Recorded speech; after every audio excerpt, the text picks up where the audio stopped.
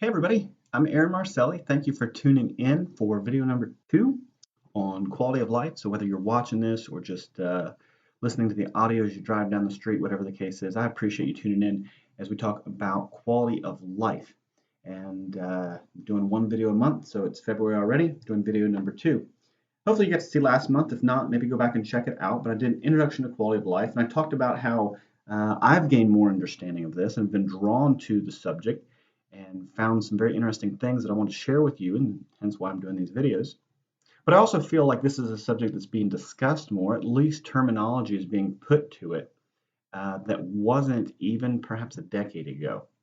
And I think we're seeing more political decisions being made off this.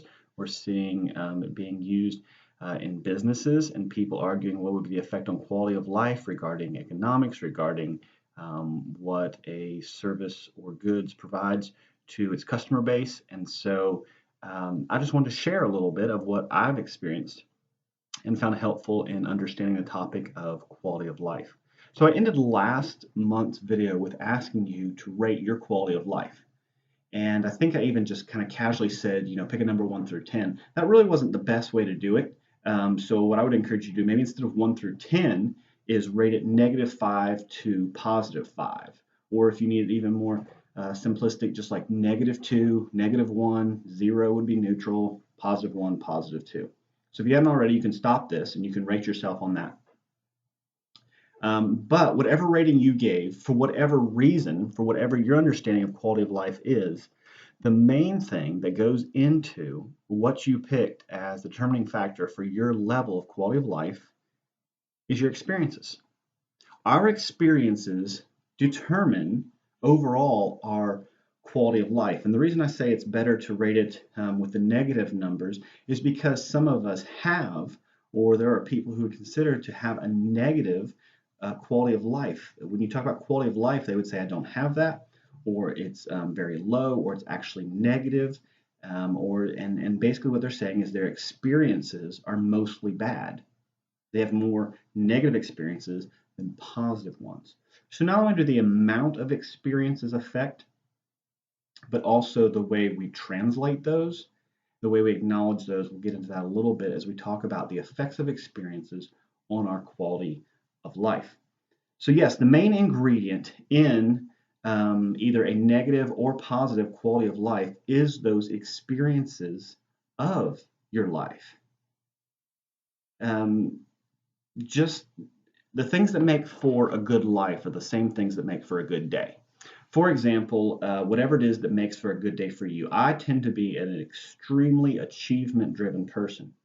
So if I accomplish a lot of things, if I'm able to knock a lot of things off my to-do list, or maybe I learned something new, or I overcome an obstacle and I feel like at the end of the day I had success at work, or even something interpersonal, social, family related, project around the house, whatever it is, if I feel like I've achieved something, that's helping me feel successful and giving me a good day. I've had, excuse me, that good experience. Well, whatever that is for you.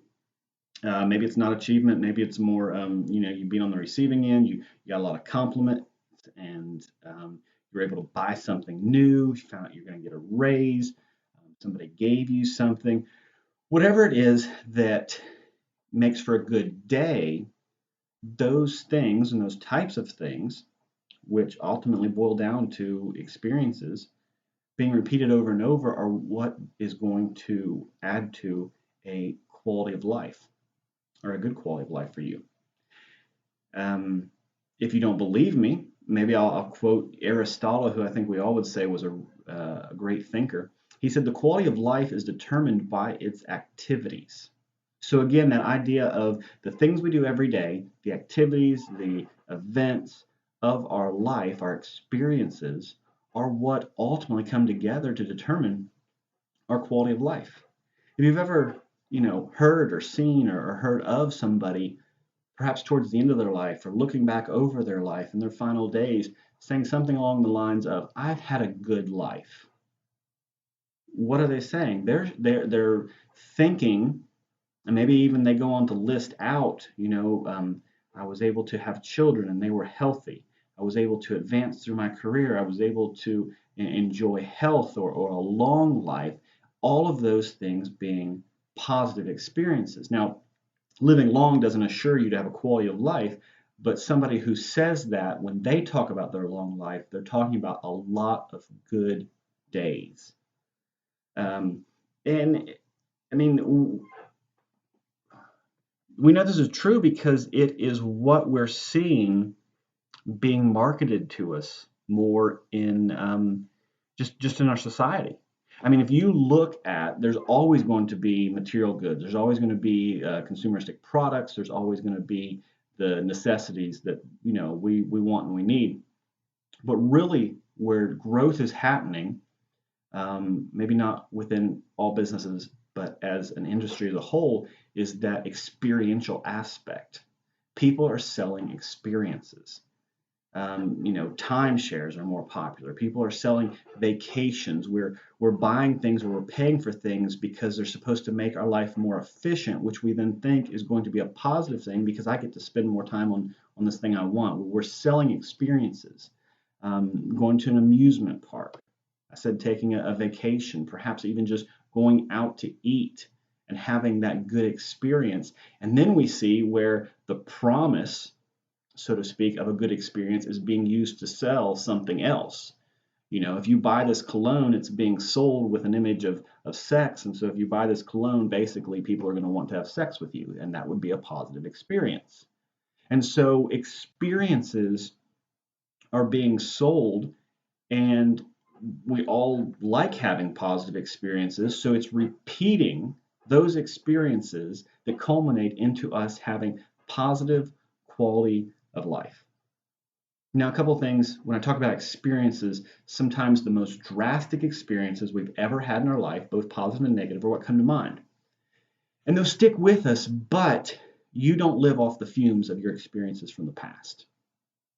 Maybe you were 10 years old, you love baseball, you went to a baseball game, you caught a home run ball. I mean, when you're 10 years old, that makes your day, it makes your week.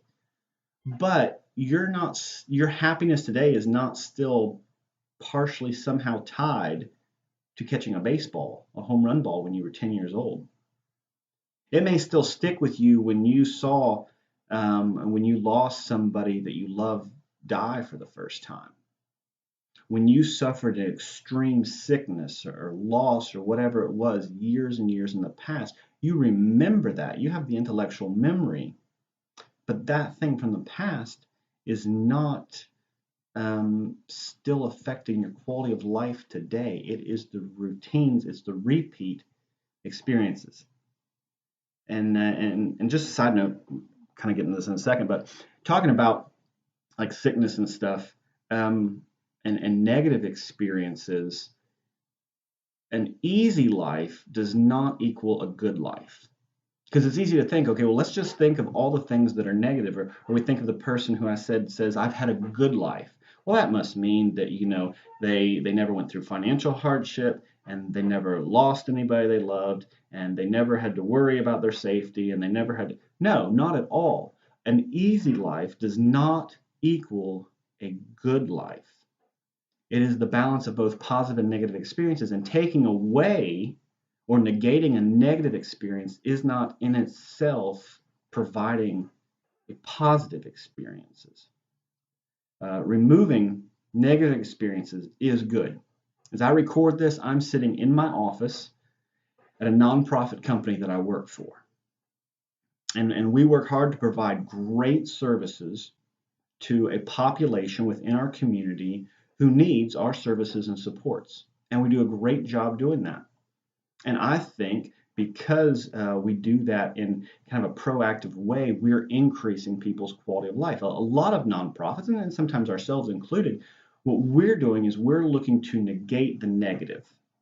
Nonprofits around helping people get out of poverty or get out of homelessness, or we gather coats and we give them to children who don't have them so that they're not cold. Those are great, and I give my money to organizations that do that kind of stuff. But eliminating the negative is not in itself a positive. And so just getting rid of all the bad, if I'm safe, but I'm just safe, that's not satisfying. The absence of pain is not pleasure. And so it's not just eliminating the negative things, thinking, well, then my life will be good, because then we get a lot of confusion. Quality of life is bidirectional. And so you have to work to limit the negative experiences while also making sure you're building the positive experiences and that you're doing that over time. And people who have the best quality of life, because even though I argue that experiences play in the quality of life, I know that personality has something to do with it. I know the way that we're wired and that we interpret and the way we react to things naturally will have an effect on our quality of life. And so people who kind of maybe have that fighter mentality, who have a little bit of that just overarching optimism, who are able to fight through negative situations, who are able to come out of difficult times and say, I'm better for it, that what they do is they actually take that negative circumstance, and rather than just pushing it down or working through it and then trying to put it behind them, they actually turn it and use it to become a positive one. They use it to learn something. They learn to then, oh my goodness, I didn't know that existed until I dealt with it. And so now I give of my time to help those who have the same problem or same situation. Going through that made me a better person because, and they can articulate that. What they have done is they've taken a negative thing and they've turned it into a positive experience, a positive situation. And so they have actually increased their quality of life because of that. And so part of this is, I won't get into all this, but there's some research out there that talks about fully enjoying our positive experiences. It talks about the different, there's kind of like the gut emotional part that goes into our experiences. There's the mental processing and acknowledging of what's going on. There's our physical reactions and the way our bodies respond, and maybe what we physically do to take action, how all those come into play to have a fully mindful, in the moment recognition of our experience. And so there's part of it because not every experience that happens to us is received by us, if that makes sense. So it's just really embracing it and understanding how the experiences of our life over time, because we're talking about so many different things and so many different experiences, those affect us. Talk about having a good day. Maybe you've had a bad day, and maybe sometimes you have a bad day and you can't understand why. And if you're like me in those times, you can't stand and not know why. And so what I start doing is if I have a bad day or I don't feel well, I start thinking of all the possible reasons why I don't feel well, why I've had a bad day. Well, somebody did say this one thing that was discouraging, and I wasn't quite able to do this. And then, oh yeah, and so I start thinking of all these reasons. Well, now I'm really discouraged.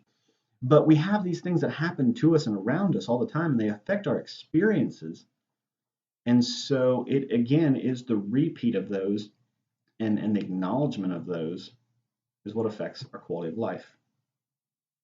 Again, personality, like I said, does play into it. Maybe, we've looked at people and we said, man, they just get more out of life. They just enjoy life. He just enjoys living. She just enjoys life. Well, those are people who I think maybe they've worked on it, who knows, but maybe their personality lends them to intrinsically just be aware, to be mindful, and to realize what's going on, and to fully accept and realize the good things that are happening to them. They are literally getting more out of life.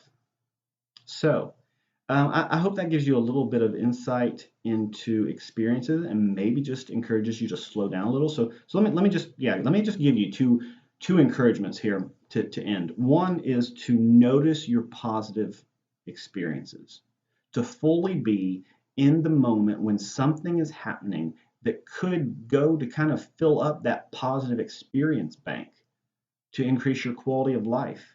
You can sit at the opera, and if you're on your phone the whole time, or if you are thinking about work, or you're thinking about a family struggle, or you're realizing, man, I haven't filed my taxes yet, or your mind is a million miles away, then here you are at this rich potential to feed your soul event of the opera, and you're not gaining anything from it. Something as simple as eating a meal that you really like, but not being in it. And we've all had that experience where we're busy or we're thinking or we're watching TV and we look down and we think, oh my goodness, where'd my food go? And you ate it all and you didn't even get the satisfaction. Again, there's an emotional satisfaction. There's a bodily satisfaction. There's all these things that go into it, and you've just skipped that. It could be an opportunity to enjoy your kids. They're being silly, they're being funny, whatever it is, they're being entertaining. And again, your mind's far away and you're missing the opportunity. And so that doesn't help your quality of life. There's the opportunity for a positive experience that you missed. So kind of take notice of those, slow down, and notice the positive experiences that are happening around you. And number two, rather than just noticing what's around you, take a step towards being proactive. And so here's specifically what I'd ask you to do before, and this will lead into what we're going to talk about next month, but make a list.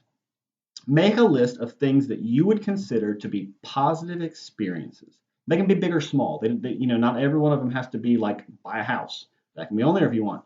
It's on mine. But anything that you say, okay, I would enjoy this. This would be good. This is something I would consider a positive experience. Try to list at least 20 of those. So make a list. We'll talk about that next month. And then be mindful of the things that are happening around you, because it is the amount of positive experiences you have that is going to affect and increase your quality of life. See you next month.